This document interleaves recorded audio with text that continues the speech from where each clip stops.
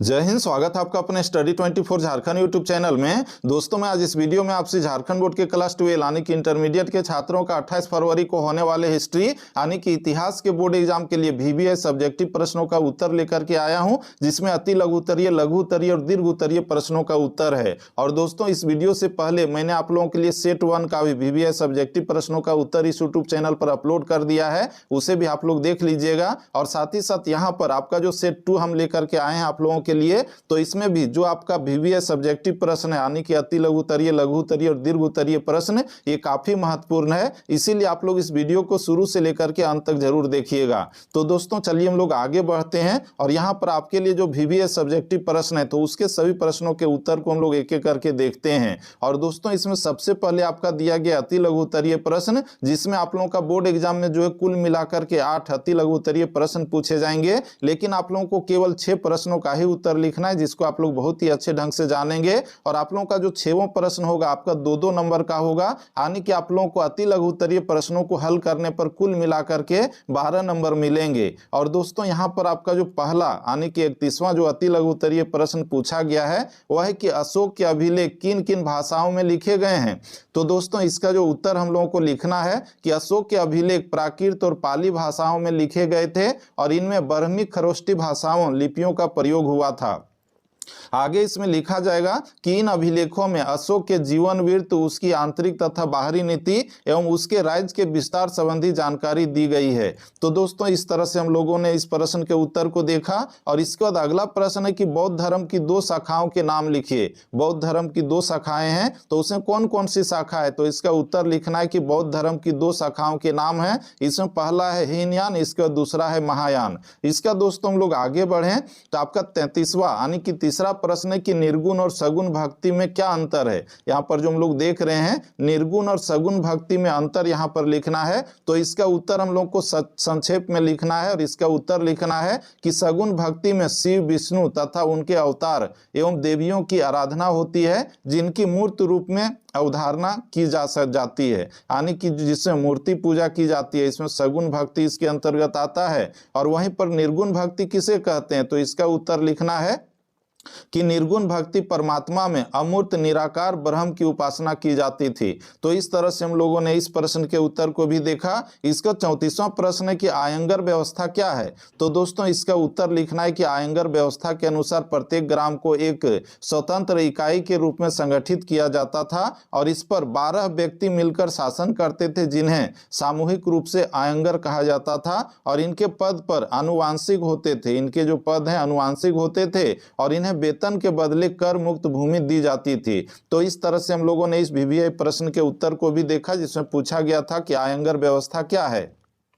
इसका दोस्तों आप लोगों का जो अगला प्रश्न है वह है कि संथाल विद्रोह के 2 प्रमुख नेता कौन थे। ये जो संथाल विद्रोह भारत में 1855-56 ईस्वी में हुआ था, तो इसके 2 नेता का नाम यहाँ पर लिखना है। तो इसका उत्तर हम लोगों को बहुत ही संक्षेप में लिखना है कि संथाल विद्रोह के 2 प्रमुख नेता थे, सिद्धू और कानू। इसके बाद चांद भैरव और फूलो और झानोबे थे। तो इस तरह से हम लोगों ने इस प्रश्न के उत्तर को देखा। और इसके बाद आपका अगला प्रश्न है कि 1857 की क्रांति के समय भारत का गवर्नर जनरल कौन था। तो इसका उत्तर होगा कि 1857 की क्रांति के समय भारत का governor general Lord Charles Canning था। तो इस तरह से हम लोगों ने इस प्रश्न के उत्तर को भी देखा। इसके बाद अगला प्रश्न है कि भारत छोड़ो आंदोलन कब और कहां से प्रारंभ हुआ। तो दोस्तों, भारत छोड़ो आंदोलन जो शुरू हुआ था वो 8 अगस्त 1942 ईस्वी को मुंबई से प्रारंभ हुआ था, बंबई से प्रारंभ हुआ था। और इसको महात्मा गांधी ने शुरू किया था। और इसी आंदोलन के समय महात्मा गांधी ने नारा दिया था, करो या मरो, अंग्रेजों भारत छोड़ो। इसका दोस्तों आपका अगला प्रश्न है कि संविधान सभा के अस्थायी अध्यक्ष कौन थे। ये जो संविधान सभा है जिसमें जो लगभग 299 सदस्य थे, तो उसके अध्यक्ष कौन थे। तो दोस्तों, इसका जो सही उत्तर होगा आपका डॉक्टर राजेंद्र प्रसाद होगा। डॉक्टर राजेंद्र प्रसाद भारतीय संविधान सभा के अध्यक्ष थे। और वहीं पर प्रारूप समिति के जो अध्यक्ष थे डॉक्टर भीमराव अंबेडकर थे, जिसको भारतीय संविधान का जनक भी कहा जाता है। तो दोस्तों इस तरह से हम लोगों ने सभी अति लघु उत्तरीय प्रश्नों के उत्तर को देखा। इसके बाद हम लोग आगे बढ़े तो आगे आपका दिया गया खंड ख यानी कि सेक्शन बी, लघु उत्तरीय प्रश्नों का उत्तर लिखना है। और आप लोगों को बोर्ड एग्जाम में कुल मिलाकर के 8 लघु उत्तरीय प्रश्न पूछे जाएंगे, लेकिन आप लोगों को केवल और केवल 6 प्रश्नों का ही उत्तर लिखना है और 6 प्रश्नों का उत्तर अधिकतम 150 शब्दों में लिखना है। और आप लोगों का प्रत्येक प्रश्न के लिए जो है सही उत्तर दीजिएगा तो 3-3 नंबर मिलेगा, यानी कि सभी 6 प्रश्नों को हल करने पर कुल मिलाकर के 18 नंबर दिए जाएंगे। और दोस्तों यहाँ पर आपका जो पहला लघु उत्तरीय प्रश्न पूछा गया है वह है कि हड़प्पा सभ्यता के पतन के कारणों पर प्रकाश डालें, यानी कि भारत की जो सबसे प्राचीन सभ्यता है हड़प्पा सभ्यता या फिर सिंधु नदी घाटी सभ्यता, जो ये कांस्य युगीन सभ्यता थी, तो इसके पतन के क्या कारण थे। तो दोस्तों इसका जो उत्तर हम लोगों को लिखना है कि हड़प्पा सभ्यता के पतन के कारणों के बारे में इतिहासकारों में मतभेद है और उसके अंत होने के कई कारणों का अनुमान लगाया गया है, यानी कि इस सभ्यता का जो पतन हुआ था तो इसके बारे में इतिहासकारों ने स्पष्ट कोई भी एग्जैक्ट कारण नहीं बताया है, सिर्फ अनुमान ही लगाया जाता है। और अनुमान जो लगाया जाता है तो उसके बारे में जो पहला पॉइंट दिया गया है कि हड़प्पा के पतन का मुख्य कारण प्राकृतिक प्रकोप जैसे कि बाढ़, भूकंप, महामारी आदि को माना गया है। परंतु इस सभ्यता के जो साक्ष्य प्राप्त हुए हैं 7 स्तरों के आधार पर यह कहा जा सकता है कि इस युग के नगर कई बार बिगड़े और बने। यहाँ पर जो है साक्ष्य या फिर स्रोत लिख सकते हैं आप लोग। तो इसमें जो पहला पॉइंट था हम लोगों ने इसको देख लिया। इसका दोस्तों दूसरा पॉइंट लिखना है कि कालांतर में जलवायु परिवर्तन के कारण हड़प्पा के बंजर या ऊसर होने की संभावना व्यक्त की गई है, जिससे यह सभ्यता समाप्त हो गई। इसका दोस्तों तीसरा पॉइंट लिखना है कि इस बात के भी प्रमाण है कि हड़प्पा सभ्यता पर विदेशी बर्बर जातियों के आक्रमण हुए। ये आक्रमण हड़प्पा के पतन के कारण हो सकते हैं। इसका चौथा पॉइंट है कि मोहनजोदड़ो के खंडहरों में बहुत भारी संख्या में अस्थि पंजर, स्त्रियों के कंकाल, इसके बालक बालिकाओं के कंकाल कमरों, सीढ़ियों तथा गलियों में बिखरे पड़े हैं। इसका दोस्तों हम लोग आगे बढ़ें तो इसमें आपका 5वां पॉइंट दिया गया कि इतिहासकारों ने यह भी व्यक्त किया है कि अंततः यह सभ्यता आर्यों जैसी सूर एवं बलशाली जाति के निरंतर तथा सुनियोजित आक्रमण के कारण विनष्ट हो गई। तो यहाँ पर हम लोग देखें तो भारत की जो सबसे प्राचीन सभ्यता है सिंधु नदी घाटी सभ्यता या फिर हड़प्पा सभ्यता, तो उसके जो कारण थे विनष्ट होने के या फिर उसके पतन होने के, तो उसके यहाँ पर कारण को हम लोग देखें तो सबसे पहले कहा गया प्राकृतिक प्रकोप के कारण, और इसका दूसरे में हम लोग देखें तो कहा गया जलवायु परिवर्तन के कारण, और इसके बाद तीसरे में दिया गया बर्बर विदेशी आक्रमण के कारण। और इसके बाद हम लोग आगे बढ़ें तो यहाँ पर देखिए दिया गया है कि ये जो है सूर्य एवं बलशाली जाति के निरंतर और सुनियोजित आक्रमण के कारण। तो ये सारे कारण जो है सिंधु नदी घाटी सभ्यता या फिर कहें कि हड़प्पा सभ्यता के पतन के कारण जो है बताए गए हैं।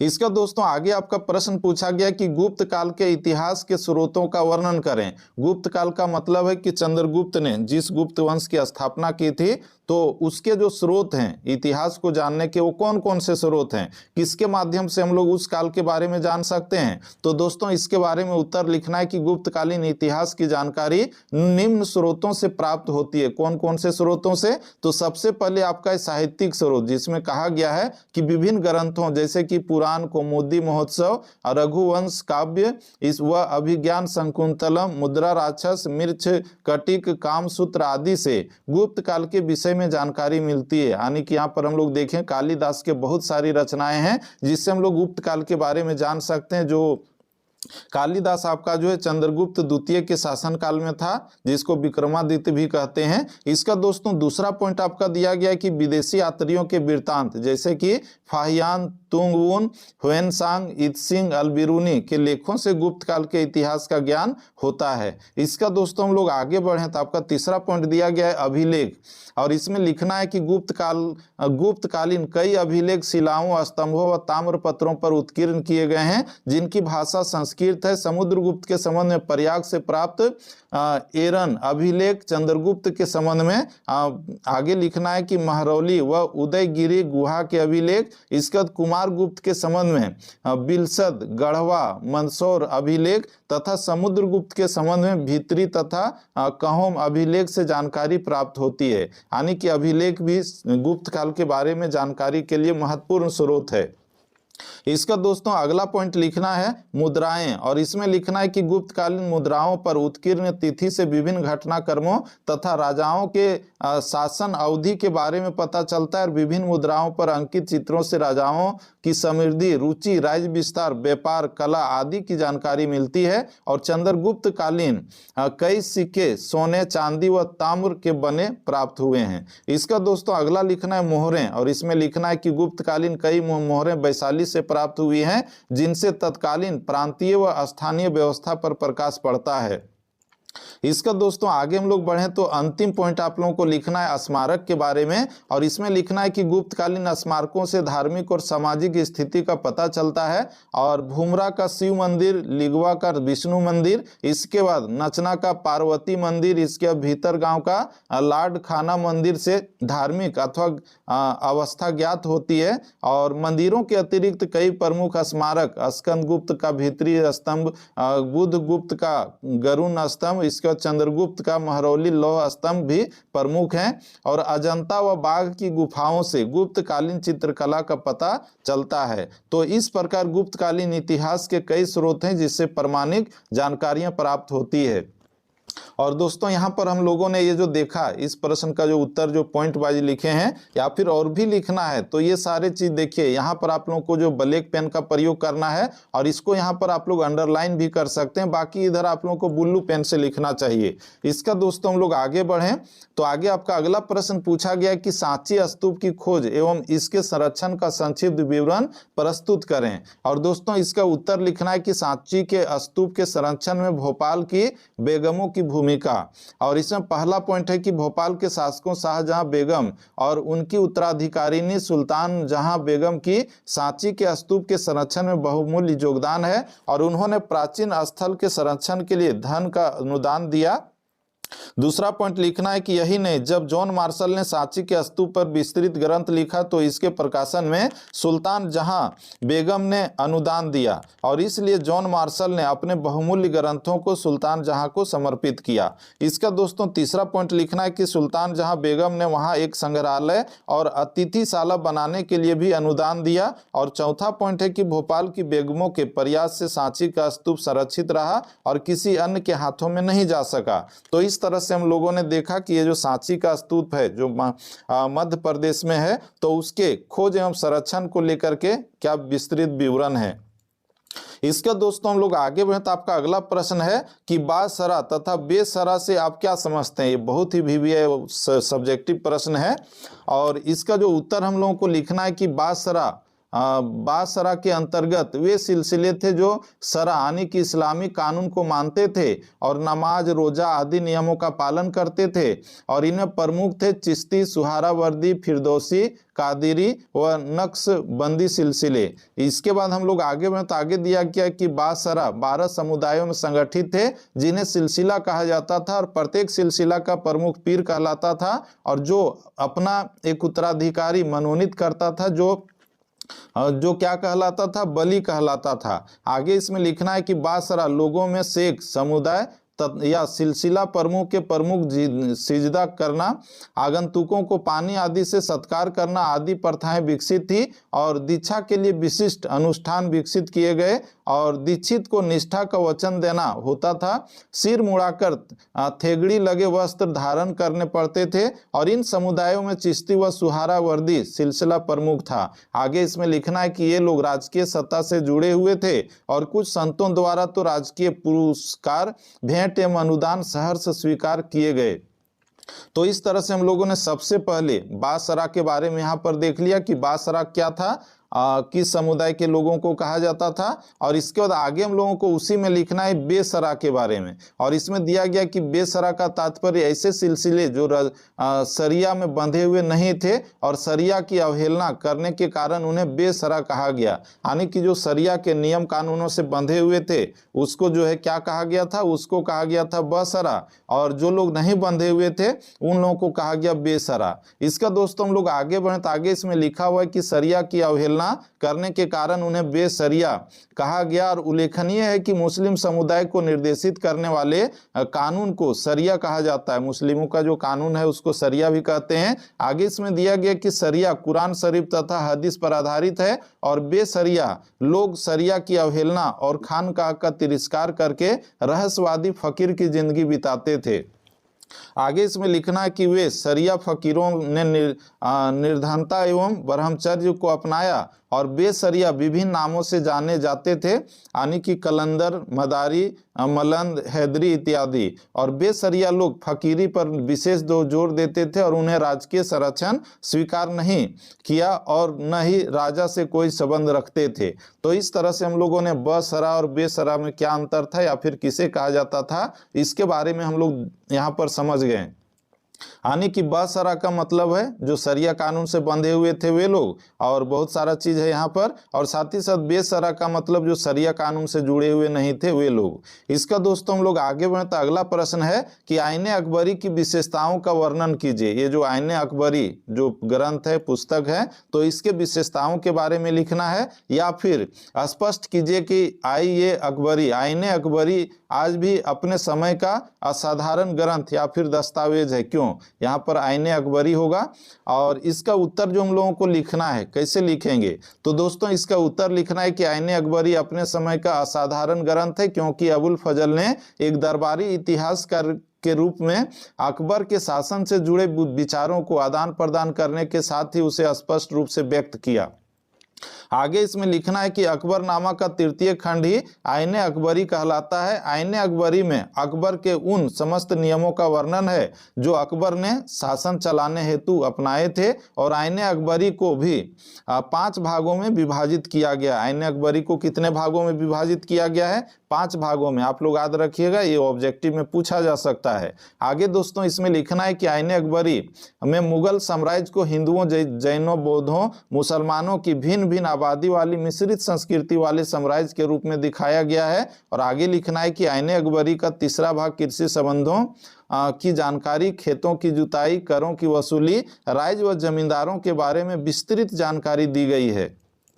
तो दोस्तों इस तरह से हम लोगों ने आईने अकबरी या फिर कहें कि ये अकबरी की जो विशेषताएं हैं उसके बारे में हम लोगों ने यहाँ तक देख लिया कि ये जो पुस्तक है, किताब है या फिर ग्रंथ है, तो उसमें क्या कुछ लिखा हुआ है। इसका दोस्तों अगला प्रश्न है कि 1857 की क्रांति के 5 प्रमुख नेताओं के नाम लिखें। यानी कि भारत की जो प्रथम स्वतंत्रता आंदोलन है 1857 ईस्वी में हुई थी, तो उसके 5 नेताओं का नाम लिखना है। तो आप लोग जानते ही होंगे, मंगल पांडे है, बहादुर शाह जफर है, और इसके बाद झांसी की रानी लक्ष्मीबाई है, बाबू कुंवर सिंह है, इसके बाद हजरत बेगम है, इसके बाद नाना साहब है, हकीम एहसान उल्लाह इत्यादि हैं। तो आप लोग यहाँ पर देखिए, इसमें से कोई 5 आप लोगों को याद रखना है नाम को, ठीक है।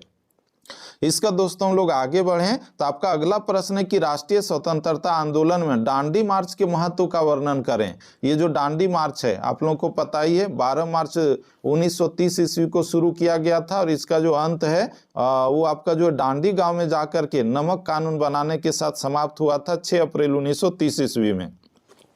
और दोस्तों इसका जो उत्तर हम लोगों को लिखना है कि राष्ट्रीय स्वतंत्रता आंदोलन में डांडी मार्च का महत्व, क्या क्या महत्व है, तो इसके बारे में लिखना है कि इस घटना के फलस्वरूप महात्मा गांधी को विश्व प्रसिद्धि मिली और इस यात्रा का यूरोप और अमेरिका के प्रेसों द्वारा व्यापक कवरेज होने लगा। यानी कि ये जो आप लोगों का यात्रा है तो इसको जो है इंटरनेशनल लेवल पर मीडिया ने स्थान दिया।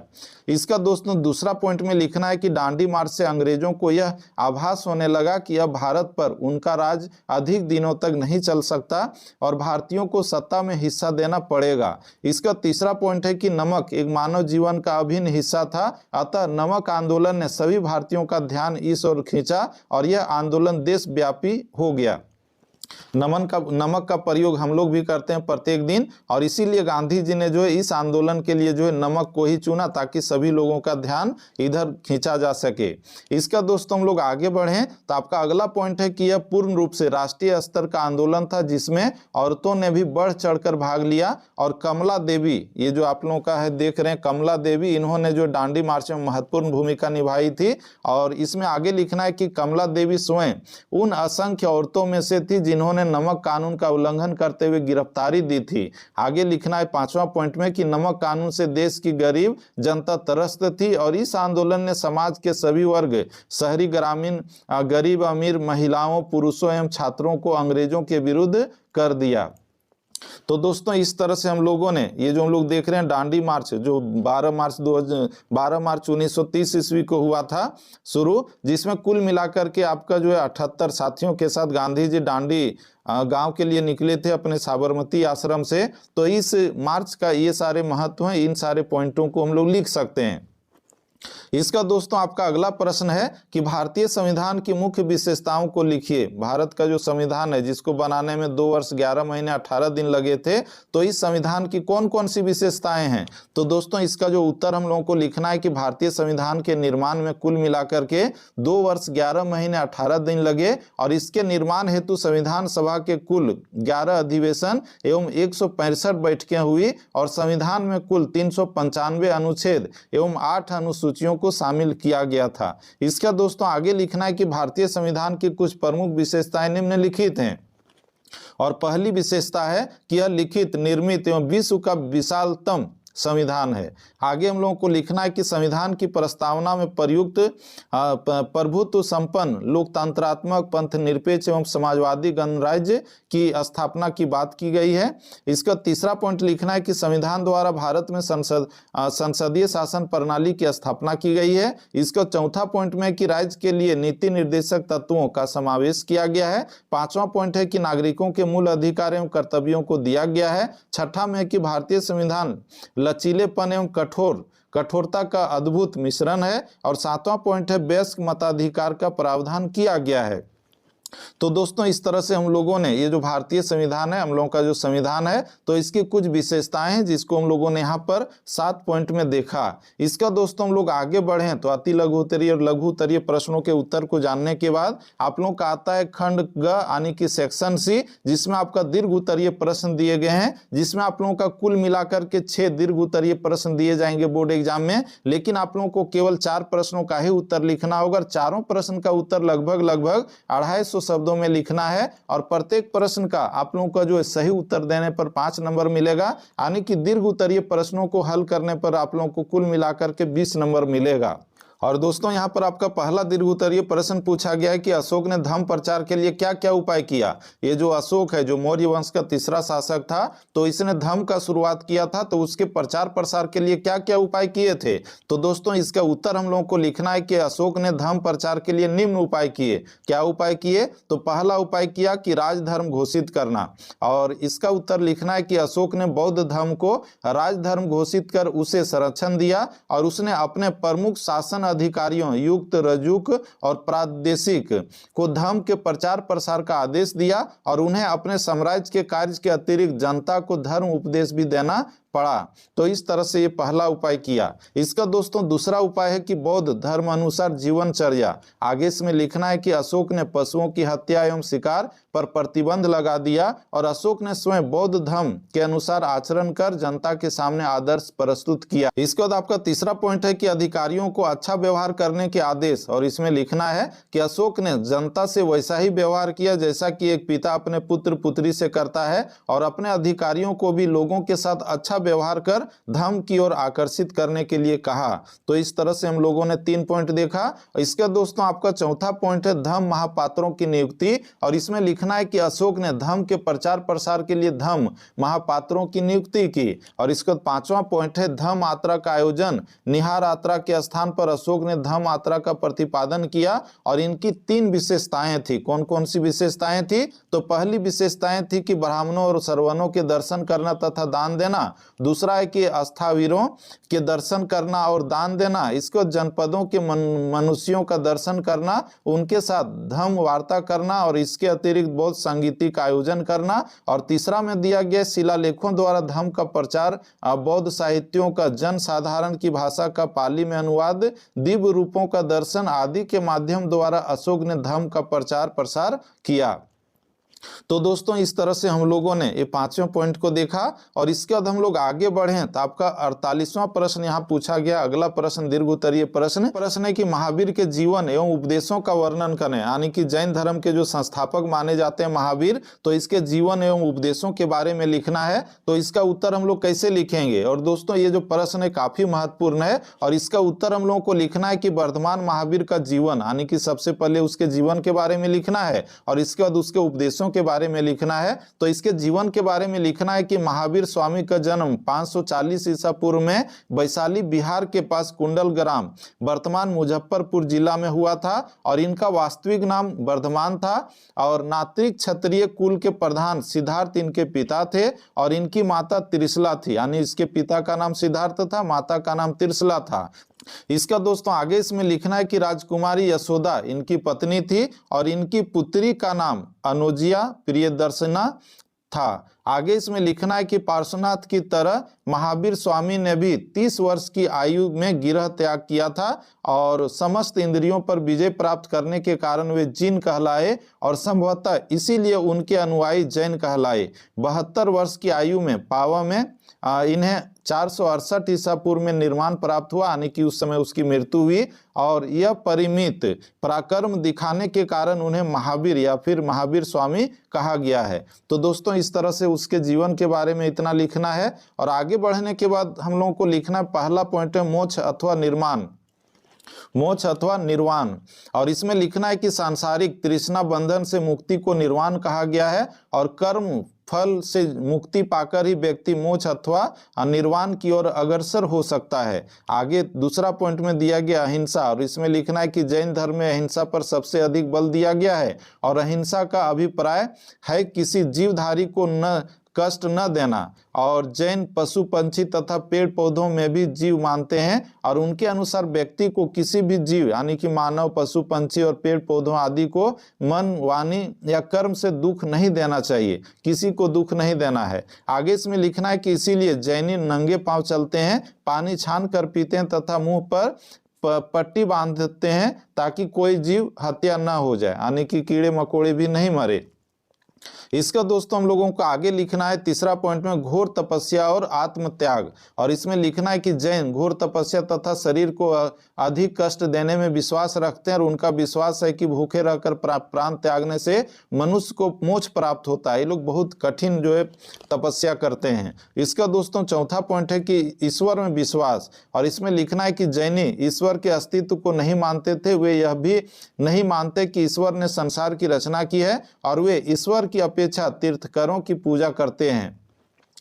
पांचवा पॉइंट है जाति प्रथा में अविश्वास। आगे लिखना है कि जैनी जाति प्रथा में विश्वास नहीं रखते हैं और उनके अनुसार वे सब व्यक्तियों जो जैन मत में विश्वास रखते हैं समान हैं। अगला पॉइंट है कि वेदों और संस्कृत भाषा की पवित्रता में अविश्वास और इसमें लिखना है कि जैन धर्म के अनुसार वेद ईश्वरीय ज्ञान नहीं और न ही संस्कृत पवित्र भाषा है। और आगे हम लोग बढ़ें तो अगला पॉइंट है सातवां पॉइंट की यज्ञ और बलि आदि में अविश्वास। जैनी जो है यज्ञ हवन को मोक्ष पाने के लिए आवश्यक नहीं समझते, वे पशु बलि का भी विरोध करते हैं। तो इस तरह से हम लोगों ने यहाँ तक देखा और इसके बाद सातवां पॉइंट है पुनर्जन्म और कर्म सिद्धांत में विश्वास। और दोस्तों इसमें लिखना है कि महावीर स्वामी ने पुनर्जन्म के सिद्धांत को माना है और कर्म फल ही जन्म मृत्यु का कारण है। आवागमन का सिद्धांत मनुष्य के कर्म पर आधारित है। तो इस तरह से हम लोगों ने इस दीर्घोत्तरीय प्रश्न के उत्तर को भी देख लिया जिसमें पूछा गया था कि महावीर के जीवन एवं उपदेशों का वर्णन करें। तो इस तरह से उसके जीवन एवं उपदेशों के बारे में हम लोगों ने देख लिया। इसके बाद हम लोग आगे बढ़े तो अगला दीर्घोत्तरीय प्रश्न है कि भक्ति आंदोलन के प्रभाव एवं महत्व की चर्चा करें अथवा भक्ति आंदोलन के प्रभावों का वर्णन करें। तो दोस्तों इसका जो उत्तर लिखना है कि मध्यकालीन भारत के कई सामाजिक और धार्मिक विचारकों ने सामाजिक और धार्मिक जीवन में सुधार लाने के उद्देश्य से भक्ति को साधन बनाकर एक आंदोलन प्रारंभ किया जिसे मध्यकाल में भक्ति आंदोलन के नाम से जाना गया। और भक्ति आंदोलन के प्रणेता ईश्वर की एकता एक ईश्वरवाद पर बल देते थे और वे कर्मकांड एवं आडंबरों को मिथ्या बताते हैं और उन्होंने समाज में फैली अस्पृश्यता का विरोध किया विरोध किया और जाति पाति के भेदभाव को त्यागने पर बल दिया। प्रत्येक प्रकार की सामाजिक कुरीति का विरोध कर चरित्र की शुद्धता पर बल दिया और भक्ति आंदोलन के संतों ने स्थानीय भाषा में गीत गाए एवं पदों का सृजन किया, जिससे प्रांतीय भाषा एवं साहित्य का विकास हुआ और जनता में भाईचारे एवं सहिष्णुता की भावना का विकास हुआ। हिंदू मुस्लिम वैमनस्य में कमी आई और सामाजिक कुरीतियों एवं अंधविश्वासों पर प्रहार किया, जिससे हिंदुओं के आत्मबल में वृद्धि हुई और निम्न वर्ग को भी संबल मिला। आम जनता की संकीर्ण मानसिकता का अंत हुआ एवं उसका दृष्टिकोण व्यापक हुआ। तो इस तरह से हम लोगों ने इस प्रश्न के उत्तर को भी देखा, जिसमें पूछा गया था कि भक्ति आंदोलन के प्रभाव एवं महत्व की चर्चा करें, तो इतना लिखना है। इसका दोस्तों हम लोग आगे बढ़े तो आपका अगला प्रश्न पूछा गया दीर्घोत्तरीय में कि मुगल काल में जमींदारों की भूमिका की समीक्षा कीजिए। मुगल काल जिसकी स्थापना किसने की थी? बाबर ने 1526 ईस्वी में पानीपत के पहले युद्ध के दौरान। तो इस मुगल काल में जमींदारों की क्या भूमिका थी, तो इसकी समीक्षा करना है। तो दोस्तों इसका उत्तर लिखना है कि अबुल फजल के ग्रंथ आईने अकबरी से मुगल काल में प्रचलित जमींदारी प्रथा की जानकारी मिलती है। सबसे पहले जो है आईने अकबरी के बारे में लिखना है, जिसको अबुल फजल ने लिखा है। और इसमें पहला पॉइंट देना है कि जमींदार प्रथा समृद्ध एवं ऊंची जाति के हुआ करते थे। जमींदार प्रायः समृद्ध एवं ऊंची जाति के हुआ करते थे और उनकी व्यक्तिगत जमीन मिल्कियत कहलाती थी, जिस पर दिहाड़ी मजदूर काम करते थे। और जमींदार प्रायः आनुवंशिक होते थे। वे राज्य की ओर से अपने क्षेत्र के किसानों से कर वसूलते थे। जमींदार को राजस्व वसूलने के बाद राजस्व का एक हिस्सा अर्थात 10% मिलता था। आगे हम लोग देखें तो अधिकांश जमींदारों के पास सैनिक टुकड़ियां, घुड़सवार, तोपखाने व पैदल सिपाही हुआ करते थे। जमींदार लोग बहुत शक्तिशाली हुआ करते थे, जो हम लोग यहाँ पर देख रहे हैं। आगे इसमें लिखना है कि आईने अकबरी से पता चलता है कि इनके पास दिया गया है कि एकाएं दाएं सैकड़ा हजार 10,000 लाख यानी कि 3,84,558 घुड़सवार। आगे हम लोग बढ़े तो इसमें लिखना है घुड़सवार तथा 42,77,057 पैदल सैनिक और इसके बाद 1,863 हाथी, इसके बाद 4,260 तोप और इसके बाद 4,500 नावें हुआ करती थी। आगे की ये आंकड़े बताते हैं कि जमींदार कितने शक्तिशाली हुआ करते थे। जमींदार अपनी मिल्कियत की जमीन को बेच भी सकते थे और इनके द्वारा प्रायः हाट बाजारों का आयोजन किया जाता था, जहां किसान अपनी फसल बेचने आते थे। जमींदारों के अलावा कुछ स्वतंत्र राजा, राव, रावत आदि सरदार एवं सामंत भी होते थे और ये भी राजा को नजराने के तौर पर निश्चित राशि देते थे। और जमींदार और स्वायत्त सरदारों के बीच का अंतर केंद्रीय शक्ति के और उनके संबंधों पर आधारित था, जहां सरदारों को स्वायत्तता प्रदान की जाती थी, लेकिन साधारण जमींदार राजा को विशेष अधिकार प्राप्त प्रजा के समतुल्य हुआ करते थे। तो दोस्तों इस तरह से हम लोगों ने इस प्रश्न के उत्तर को भी देख लिया। आप लोग इसे जो है पॉज करके पढ़ सकते हैं, स्क्रीनशॉट लेकर के भी पढ़ सकते हैं या फिर अपने कॉपी में नोट डाउन भी कर सकते हैं। इसका दोस्तों आपका अगला दीर्घोत्तरीय प्रश्न है कि संथाल विद्रोह के कारणों और स्वरूपों पर प्रकाश डालें। यानी कि 1855-56 ईस्वी में जो संथाल विद्रोह हुआ था तो उसके क्या कारण थे और उसका स्वरूप क्या था, तो उसके बारे में हम लोगों को लिखना है कि राजमहल की पहाड़ियों में संथालों का आगमन 1800 ईस्वी के आसपास हुआ और उन्हें अस्थायी कृषि के लिए दामिन ये कोह नाम से भूमि दी गई और इस तरह के संथालों की भूमि इस जगह के संथालों की भूमि घोषित कर इसे सीमांकित कर दिया गया और समय के साथ संथालों की बस्तियां, गांव और जनसंख्या बढ़ने लगी। कृषि क्षेत्र के विस्तार के साथ साथ राजस्व में भी वृद्धि होने लगी और निम्नलिखित परिस्थितियां विद्रोह का कारण बनी। विद्रोह के क्या कारण थे, तो संथाल विद्रोह का पहला कारण यहाँ पर है कि संथालों द्वारा की गई खेती पर सरकार अत्यधिक कर लगाने लगी। दूसरा पॉइंट है कि जमींदार ऊंची दरों पर ब्याज लगाने लगे और कर ज्यादा न किए जाने की स्थिति में जमीन पर कब्जा करने लगे। आगे तीसरा पॉइंट है कि महेश और पाकुड़ के राजाओं ने संथालों के गांव को जमींदार और महाजनों के हवाले किया जाना। अगला पॉइंट है कि संथालों के क्षेत्र में बाहरी लोगों के आगमन से यानी कि दिकुओं के आगमन से उनके जीवन को अधिक अधिक शोषित बना दिया था। और 1850 के दशक तक संथाल लोग अनुभव करने लगे थे कि अपने लिए एक आदर्श संसार का निर्माण करने के लिए उनका अपना शासन हो ही जमींदारों, साहूकारों और औपनिवेशिक राज्य के विरुद्ध विद्रोह का समय अब आ गया है।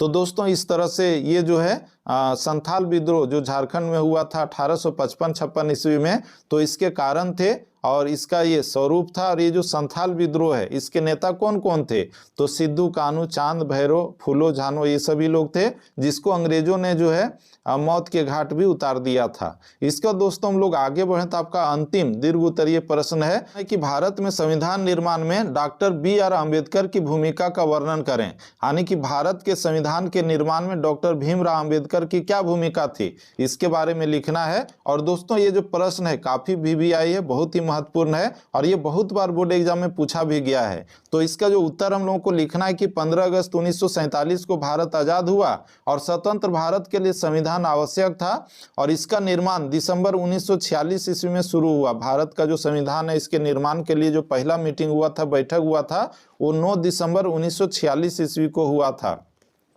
इसका दोस्तों आगे लिखना है कि doctor Bhimrao Ambedkar drafting committee के अध्यक्ष बनाए गए, यानी कि प्रारूप समिति के अध्यक्ष जो हैं डॉक्टर भीमराव अंबेडकर थे और संविधान निर्माण में उनकी भूमिका बहुत ही महत्वपूर्ण थी। क्या क्या भूमिका थी, तो स्वतंत्र भारत के सामने अनेक विकराल समस्याएं खड़ी थी और उनका समाधान किया जाना आवश्यक था और शरणार्थियों को की समस्या, हिंदू मुस्लिम दंगे, जर्जर अर्थव्यवस्था, अस्पृश्यता जैसी समस्याओं की बृहत दीर्घ सूची योजना थी और अंबेडकर ने इन सारी बातों को ध्यान में रखकर संविधान का संविधा तैयार किया। यानी कि जिस समय भारत का संविधान बनाया जा रहा था उस समय भारत में बहुत सारी समस्याएं थी और उन समस्याओं के बीच जो डॉक्टर भीमराव अंबेडकर ने भारतीय संविधान की जो रूपरेखा है उसको तैयार किया था। इसका दोस्तों अगले पैराग्राफ में लिखना है कि प्रारंभ में डॉक्टर अंबेडकर ने अल्पसंख्यकों के लिए पृथक निर्वाचिका की मांग की, किंतु बाद में उसे छोड़ दिया और अस्पृश्यता के उन्मूलन किए जाने और तालाबों, कुओं और मंदिरों में सभी के लिए द्वार खोल दिए जाने का समर्थन किया। यानी कि पहले जो है छुआछूत की भावना बहुत अधिक थी। उच्च जाति के जो लोग हैं निम्न जाति के लोगों को जो है सार्वजनिक जगहों पर जाने से रोकते थे, उसके साथ भेदभाव किया जाता था, जैसे कि तालाब, कुआं, मंदिर इत्यादि में। तो उसको जो है बंद करने के लिए संविधान में जो प्रावधान बनाए गए। और आगे इसमें लिखना है कि उन्होंने इच्छा व्यक्त की कि कानून के साथ साथ लोगों की सोच और समझ में परिवर्तन आए और स्वयं सामाजिक समानता और न्याय के लिए पहल करें और संविधान में दूसरा प्रावधान किया गया। आगे इसमें लिखना है कि इस प्रकार निर्मित संविधान सभा द्वारा 26 जनवरी 1949 को अंतिम रूप प्रदान किया गया और 26 जनवरी 1950 को संविधान को लागू किया गया। इस संबंध में अम्बेडकर के योगदान को हम नज़रअंदाज नहीं कर सकते हैं। तो दोस्तों इस तरह से हम लोग देख रहे हैं कि भारतीय संविधान को बनाने के लिए जो पहला मीटिंग है वो आपका जो है 9 दिसंबर 1946 को हुआ और इसके बाद 26 जनवरी 1949 को बन करके तैयार हुआ और भारतीय संविधान को 26 जनवरी 1950 को लागू किया गया। और इसमें डॉक्टर भीमराव अंबेडकर का महत्वपूर्ण योगदान था। ये प्रारूप समिति के अध्यक्ष थे और इसीलिए इसको भारतीय संविधान का जनक या फिर क्या कि भारतीय संविधान का पिता भी कहा जाता है। तो दोस्तों इस तरह से आज हम लोगों ने इस वीडियो में आपसे झारखंड बोर्ड के क्लास 12 यानी कि इंटरमीडिएट के छात्रों का 28 फरवरी को होने वाले हिस्ट्री या फिर क्या कि इतिहास के बोर्ड एग्जाम के लिए अति लघु उत्तरीय, लघु उत्तरीय और दीर्घ उत्तरीय प्रश्नों का उत्तर को देखा। और दोस्तों इससे पहले मैंने जो है VVI ऑब्जेक्टिव और सब्जेक्टिव प्रश्नों का और भी वीडियो इस YouTube चैनल पर अपलोड किया है, उसे भी आप लोग जाकर के जरूर देखिएगा ताकि आप लोगों का बोर्ड एग्जाम में अधिक से अधिक नंबर मिल सके। तो दोस्तों फिर से मिलते हैं हम लोग नेक्स्ट वीडियो में। तब तक के लिए जय हिंद, वंदे मातरम, जय झारखंड, जोहार Jharkhand. Thank you, best of luck, धन्यवाद।